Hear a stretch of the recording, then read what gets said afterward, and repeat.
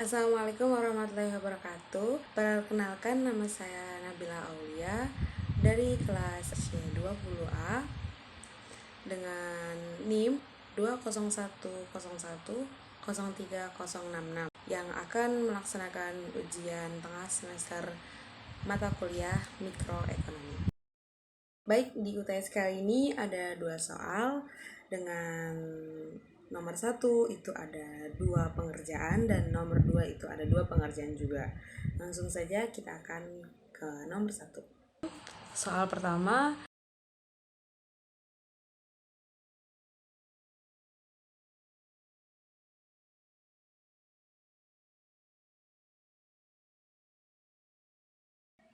lalu setelah itu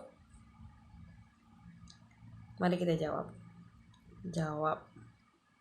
Pertama, langkah pertama itu kita akan mencari titik keseimbangan. Nah, bagaimana mencarinya? Mencarinya itu dengan persamaan PS sama dengan PD.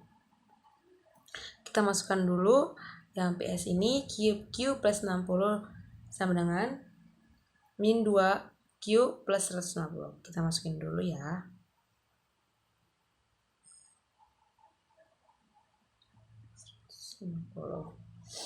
Lalu karena ini masih belum menjadi sebuah bilangan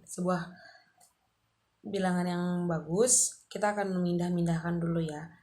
Memindahkan sesama variabel dan yang tidak ada variabelnya agar mudah dikerjakan. Pertama kita pindahin yang Q dulu ya. Di sini Q-nya nggak usah dipindahin, turunin aja. Terus karena di sini kan ada Q lagi kan. Nah, karena ini min 2Q terus pindah ruas jadinya plus 2Q sama dengan 150. Ini pindah ruas juga kan, jadinya dia min 60. Lalu Q plus 2Q sama dengan 3Q. Nah, sama dengan 150 dikurang 60 yaitu 90. Lalu kita ini nih kita nyari Q-nya nih. Berarti kalau kita nyari Q-nya, 3-nya itu pindah ruas, dibagi ibaratnya. Nah, Q sama dengan 90 dibagi 3 adalah 30. Dapat Q-nya. Sekarang kita akan nyari PD-nya. Kita beri garis tengah dulu. PD sama dengan PD itu tadi kan min 2Q plus 150 kan persamaannya. Jadi kita masukin nih min 2 terus Q kan. Q-nya udah ketemu nih 30. Kita masukin aja 30 plus 150 sama dengan kita kaliin lah min 2 dikali 30 jadi min 60 plus 150 jadinya min 60 ditambah 150 adalah 90. Mencari titik keseimbangan udah, selanjutnya kita akan mencari titik kurva. Titik kurvanya itu kita pakai persamaan supply. PS sama dengan Q plus 60. Kita cari dulu nih. Kita buat kayak gini dulu. Q P. Jika Q-nya 0, berarti P-nya 60. Dan jika P-nya 60, berarti Q-nya min 60. Gitu. Kalau menjadi kurva kayak gitu. Terus yang kedua kita nyari di PD. Sama caranya kayak tadi. PD itu kan min 2Q plus 150. Kita buat dulu kayak tadi. Q, P, P. Nah, kalau Q-nya 0, berarti kan kalau misalnya Q-nya 0 nih, misalnya di sini 0. Berarti kan min 2 kali 0, 0 kan. Nah, berarti P-nya tetap 150. Lalu, kalau P-nya 0, berarti Q-nya itu 150. Kalau P-nya 0, berarti Q-nya 75. Oh, kenapa 75? Karena gini, 2Q sama dengan 150. Q sama dengan 150 dibagi 2 dengan 75. Afwan Ibu, saya baru lihat soal lagi, ternyata ini kebijakannya maksimum price. Nah, selanjutnya kita akan bikin kurva.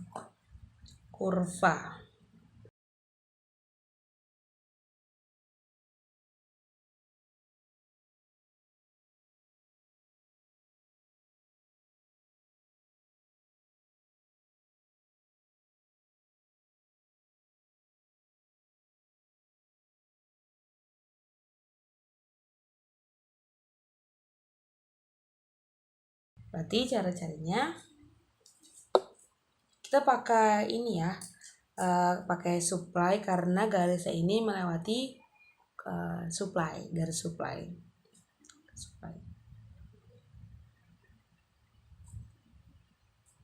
PS sama dengan Q plus 60.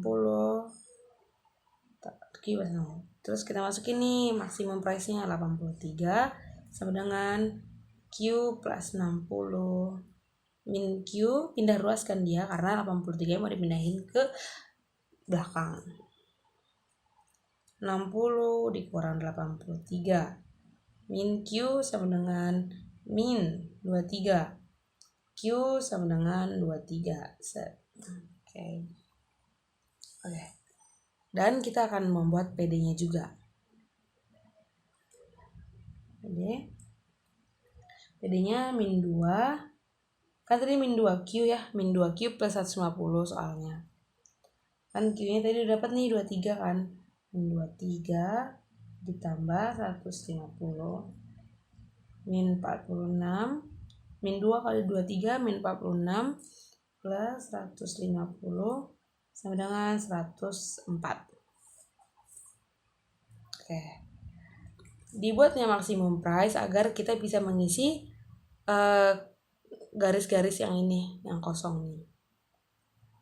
Nah, lalu kita ke rumus selanjutnya, yaitu luas segitiga. Luas segitiga itu rumusnya setengah kali alas kali tinggi. Setengah. Alasnya dapat dari mana? Alasnya itu dapat dari afwan. Karena tadi Q-nya udah ketemu di sini yang pertama 30 kan. Terus ini Q yang kedua ketemu 23. Berarti kita tulis dulu di sini di grafiknya. Kita tulis kurva 23 30. Nah. Terus tadi ini ketemu juga kan yang PD-nya, yang P-nya 104. Kita tulis di sini 104. Nah, kita ini dulu titik-titikin dulu agar tidak bingung dan ketahuan.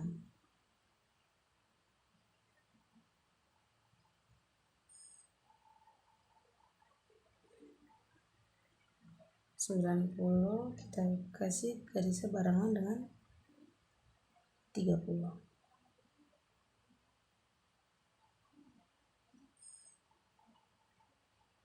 Nah, 30. Nah, cara mendapatkan alas adalah ini alas nih kan ya, paling bawahnya alas, si kuantiti ini alas. Berarti 30 dikurang 23 adalah 7. Lalu cara mencari tinggi kita lihat dari sini ya, yaitu 104 dikurangi 83, yaitu 21. Jadi hasilnya adalah setengah dikali 7 dikali 21 dikali 7 147. Lalu 147 dibagi 2 adalah 73,5. Nah, begitu. Yang tadi adalah pertanyaan yang A. Sekarang pertanyaan yang B. Pertanyaan B-nya itu consumer surplus dan producer surplus before dan afternya. Before after maximum price.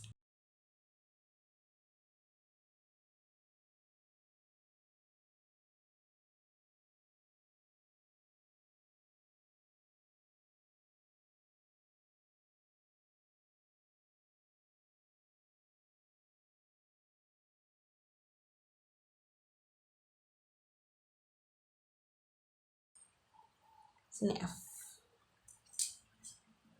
Nah, ini sebelum adanya maximum price, kurva nih kita tulis dulu before maximum price, kurva producer surplus itu ada di sini. C, E, F. Huruf C plus E plus F. Kalau yang kurva consumer surplus sebelum maximum price yaitu ada A, B, dan D yang atas. Jadi ini consumer surplus dan ini producer surplus. Nah, berarti consumer surplusnya A plus B plus D. Lalu jika sudah ditentukan maximum price after maximum price, berarti dia berubah. Jadi kurva si producer surplusnya itu lebih ngambil banyak hurufnya ini dibanding consumer surplus. Apa aja itu? Yaitu producer surplus dia mengambil A, B, dan C. Sini. A, B, C di sini. Dia ambil segini. Berarti A plus B plus C. Sedangkan consumer surplusnya yang tadinya ada 3 huruf, dia mengambil tiga ruangan. Pas setelah adanya maximum price, dia hanya jadi satu ruangan di sini, yaitu ruangan ruangan F di sini. Baik, karena tadi nomor 1 sudah saya jelaskan tentang consumer surplus dan producer surplus ketika ada perubahan maksimum price sebesar 83 bagaimana dan dead white loss-nya seperti apa. Selanjutnya akan dilanjutkan dengan nomor 2 yang akan membahas tentang price support, production quota, dan impor tarif. Berikut penjelasannya.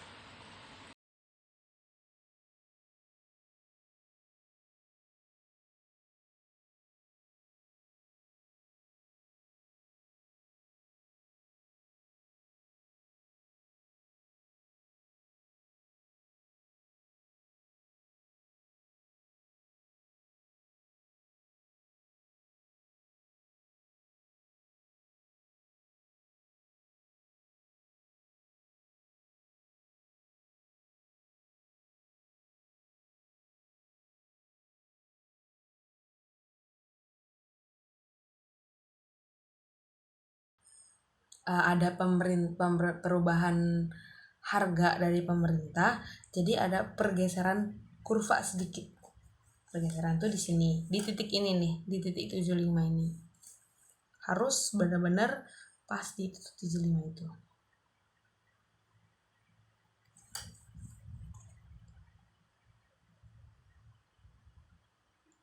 QJ, kita namanya QJ. Nah, lalu kita arsir di bagian sini, kotak ini aja. Karena apa? Karena ini adalah bagian yang harus dibayar oleh pemerintah, yang harus dipertanggungjawabkan oleh si pemerintah itu. Kita arsir dulu.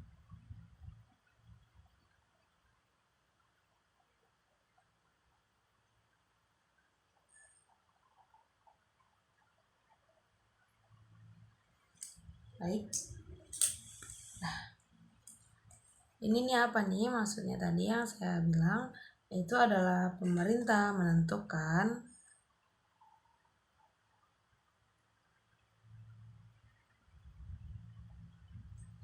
minimum price sebesar 120. Tadi itu cuma segini nih, terus pemerintah nih dia buat permintaan membuat kebijakan minimum price 120, jadi ada pergeseran kurva ke sana gitu. Terus before dan after price support,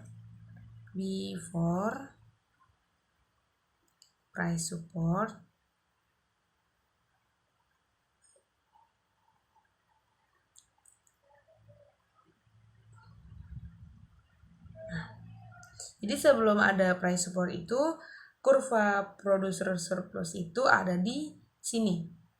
Ini hanya bagian ini saja, C dan F. Sedangkan kalau yang consumer surplus dia ada di bagian atasnya, yaitu A, B, D. Ya. Lalu kita akan lihat nih setelah after price support. After price support nih producer surplus sama consumer surplus. Nah, setelah ada price support, producer surplusnya itu jadi lebih banyak memakan ruang. Yaitu ada B, ada D, ada C, ada F, dan ada E.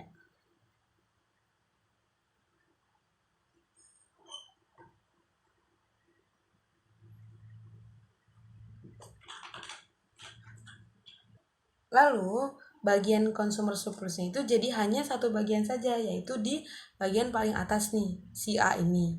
Karena semua udah diambil oleh producer surplus sama si pemerintah itu akibat price support.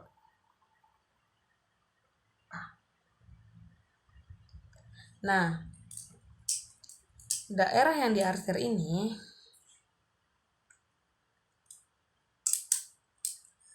daerah yang diarsir adalah area pengeluaran pemerintah.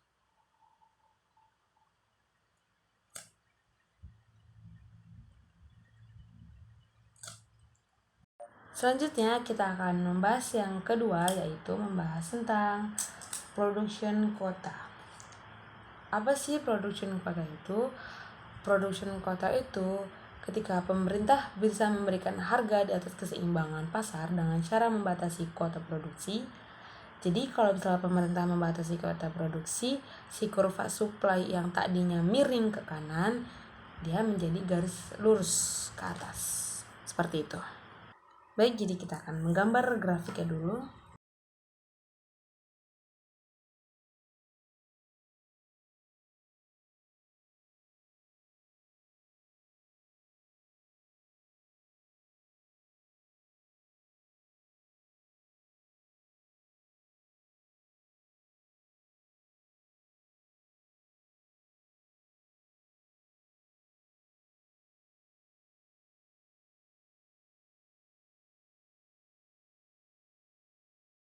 Before dan afternya, before production quota, PS sama dengan before itu ini kurva ini ya. Di sini kurva producer surplus, di atas kurva consumer surplus. Berarti before itu ada huruf D plus G plus H. Lalu consumer surplus sisanya ada E plus A plus F plus B dan C. Dan after production quota itu PS-nya dan CS-nya berubah. Kan karena tadi ada si pemerintah itu yang membatasi harga keseimbangan yang tadinya miring ke kanan jadi lurus ke atas kurvanya. Jadi pindah nih dia. Jadi E, A dan F kurva producer surplusnya. E plus A plus F. Dan sisanya adalah ada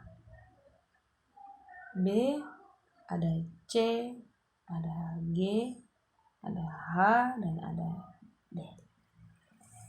Seperti itu.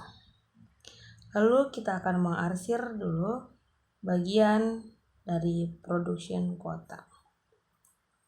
Ini adalah daerah production quota. Oke, baik, selanjutnya kita akan melanjutkan yang ketiga, yaitu membahas tentang impor tarif. Pertama, kita buat yang ketiga C, yaitu impor tarif. Pertama, kita buat gambarnya dulu.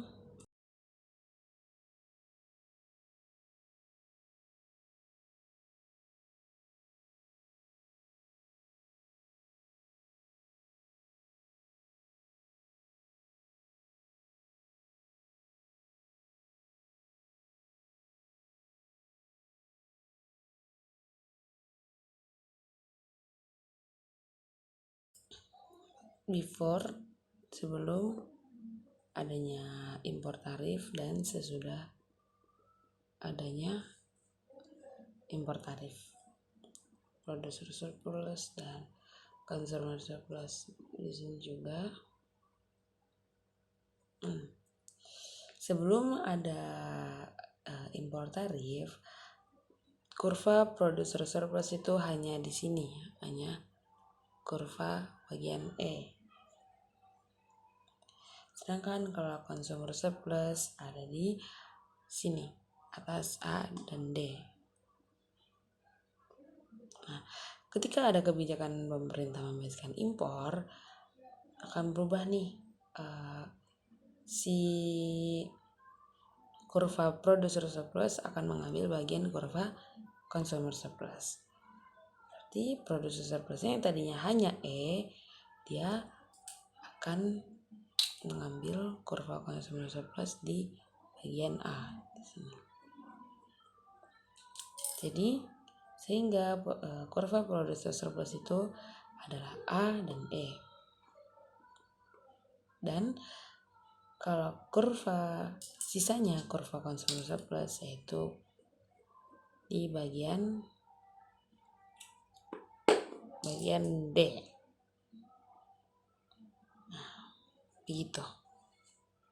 Baiklah, berikut tadi adalah hasil dari jawaban dari pertanyaan-pertanyaan soal UTS mikroekonomi